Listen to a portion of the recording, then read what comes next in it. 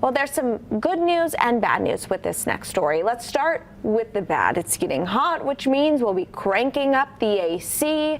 But the good news is you might not be paying as much on your power bill this summer. The Public Utilities Commission has approved a rate cut for July, August, and September.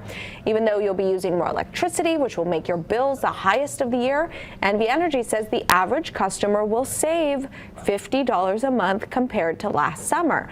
While this rate cut may sound great, NV Energy is looking for a possible rate hike starting January 1st.